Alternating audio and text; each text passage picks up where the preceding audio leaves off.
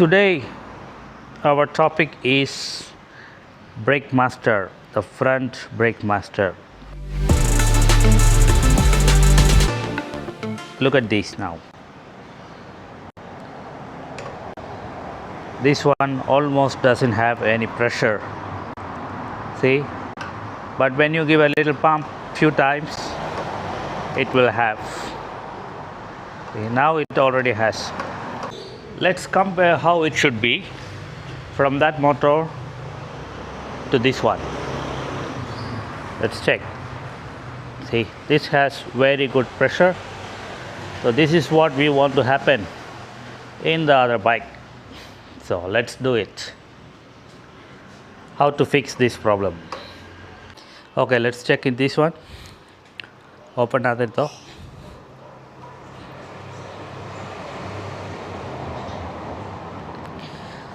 So what we want to look at the quality of the fluid. Okay, you can see a lot of fluid in there, punam punosha, pero it's dark. So this needs to be bled out, but at the same time, I think we also need to change the repair kit inside here.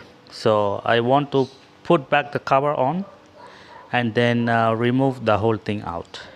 Just putting back the cover on so that it will not spill anywhere when you remove it. Okay, next need to open this bolt. So I have to use a size 12 and then remove the bolt.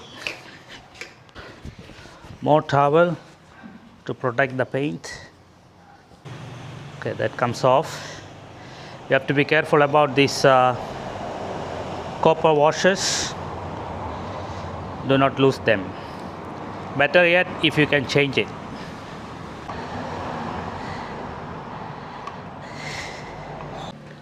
The brake cylinder is almost out. Now I just have to remove the front brake connections, this one. So now this is already in hand. I'm gonna open it out again, remove all the brake fluid. So looking at the inside of these, you can see a lot of gunk. It's all black. I show you. See, so we need to clean that out. So for cleaning, just using a brake pad cleaner and then just spray first. Okay, right now it's nice and clean. It's not more black anymore. Okay, that's the special bolt and the nut. Let's keep it aside. Okay, this one comes off. Keep it aside. Now we have to open this part. So there is a rubber boot that comes off already. That's where the actuator is. So we move that out. Now on inside here, that's the kit we are supposed to change. So there is a circlip in there. We have to use the pliers and then pull that out. You have to be careful because it's spring loaded. It might jump off.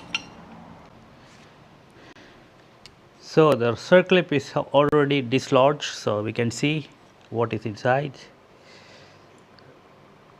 That's the circlip. Okay, the new one will come with it also.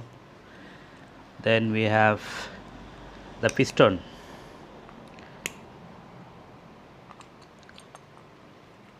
Okay, that's the piston. This is the kind for the older model. Okay, so there are different models available based on what kind of master cylinder, what year it is. So this is what we are going to replace. So I just checked the record of this motorcycle. This was replaced 2 years ago and it has already done like 11,000 kilometers. So pretty much done. We can change it to a newer one. You will see if you look closely, there are a little bit of a build up on this rubber. So probably that is what making it lose pressure. It cannot hold the pressure well. I believe there is no problem inside this cylinder walls, because if there is damage here, even if you change this one, it doesn't cut it. Then you have to change the whole assembly. So I'm just gonna check the inside part to see if there is any scratches or something which could lead to the pressure leak. As long as this is good, by changing this one, this will be back to its original performance. We have our new repair kit. First we have to attach this spring, okay, like that. Next we're gonna apply a little bit of lube so the rubber parts will slide in easily.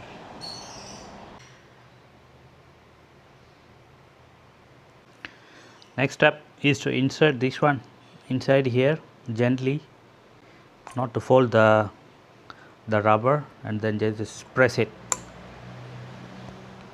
Last thing to do, just put this circlip and then press it down and lock it in place.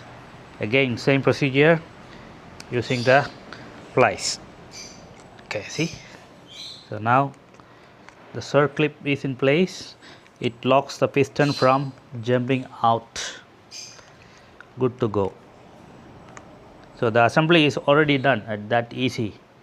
Now this one needs to go here, and we just tuck the boot right in place, just like that. Done. That's how easy for you to change the repair kit. There goes. Use the 10 mm. Done. So that is now ready to go back to the bike. Let's go. Next, we're gonna put the banjo bolt back in place. Okay, that's tight. Just to tighten this also. So we pour the brake fluid, the first batch. Let's give it a few pumps.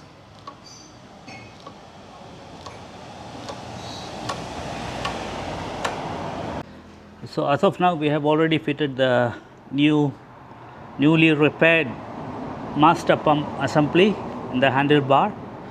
Now we need to bleed all the old fluid, and also at the same time remove all the air which get inside because we removed the master pump earlier. So in order to bleed that, we have to open the bleed screw here in the caliper, and then we will put this tube to connect. So as soon as you put, you can see the fluid starting to flow out. So as this flows out, we have to add more fluid on top. Right now it's just working on the gravity. Later on we will open and close it using this wrench and pump it. Then we will push the rest of the fluid out. Okay. So we have the new fluid in, and then when we are starting to press, you will see the air bubbles coming out. So we have to wait until it gets a little pressurized and the air bubbles finishes. So we keep on pumping. I can already see the pressure starting to build up. See, we pump it. When it creates enough pressure, we open it and let the fluid flow out, and then we close it. Para the fluid will not return back. So we have to do it several times. As we keep pumping, the fluid level will go down. That means the fluid is already going into the hose and removing the air bubbles. That's a good sign. So now you can see it already has quite a lot of pressure, but we still have a lot of old fluid still inside. So we will go up to the other side, open this up again. Simple, just open it up and then we will pump it a few times on the lever so that the old fluid will go out. We have to do this bleeding process until we are sure there is no air is trapped inside. To check that, you will be able to see in this tube if there will be bubbles when the fluid comes out, that means there is still air. When this one is just liquid only without any bubbles in between, that means it is good, no more air trapped inside. So that's what we are going to do right now. So now you can see this tube is clear. It has the new fluid coming in from the top, and then there is no air bubbles when you pump. See, let's have a look. We open it and then we will see there is no air bubbles coming out. Whatever is coming out is everything is liquid or the brake fluid. This simply means this is ready. Just going to give a little cleanup so that there is no corrosion because of the brake fluid. So this is done. Now we go to the top. Now the brake fluid level is low. We just have to top it up, and we have to make sure there is no more air bubbles coming from even this side. So give it a little press, few pumps. No more air bubbles coming out from the system, and then the brake is good. It has very good pressure. So all I need to do is to top up this fluid a little bit more up to the maximum level. Okay, topping it up. Okay, that's enough. To put the screws on. There you go, one. Okay, so that is already closed. Bled, replaced everything. Good to go. It doesn't go all the way. It has good brake now. So that is how we changed the repair kit of this By-Bray Brake Master. This is pretty much the same procedure even for Himalayan Classic 350, Classic 500s, or any other motorcycle. So that's it for today.